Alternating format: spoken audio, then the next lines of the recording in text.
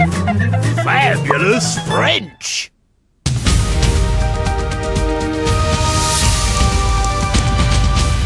Hello and welcome to the news at When. When? 1789, when the people of France decided that King Louis XVI and his rich friends had been living the high life at their expense for long enough, and that it was time for common people to run the country. Here with more details is Bob Hale with the French Revolution report. Bob. Thank you, Sam. Well, sacre bleu me, if that isn't France, which it is, if it's not the 1780s, which it is, and if that right there isn't a very angry Frenchman, which it is, and he's got every right to be, because back then France was very much a country of le haves and le have-nots, where the posh people have fine food, fancy clothes, palaces and helicopters, while the poor people, like this chap, don't even have the bread on their table. But how can they... What? I don't think I did say helicopters. But how do these poshos afford all that stuff, I hear you ask? Well, by taking money from poor taxpayers, like our friend here, and then borrowing even more money from other countries, which means that by 1789, France is riddled with debt, and most French people are penniless and hungrier than an alligator on the moon. All while King Louis XVI and his posh chums are living it up big styling. Terrible, really, but I guess that's just the way things are, and there's not a lot you can do about it, right? Wrong! The commoners strike up a plan to remove the king and run the country themselves, which signals the start of the one and only, the world famous, ladies and gentlemen, it's the French Revolution! Vive la Revolution!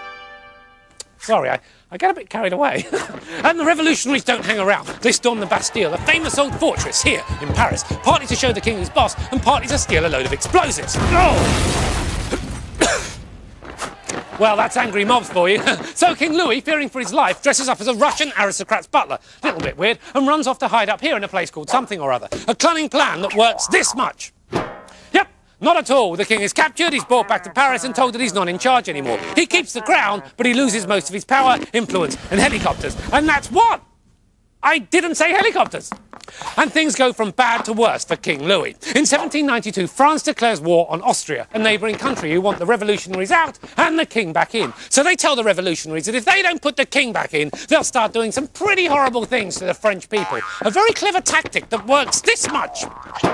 Yep, not at all. Turns out the revolutionaries just hate being told what to do. They completely ignore the threat, accuse the king of plotting with the Austrians and cut his head off.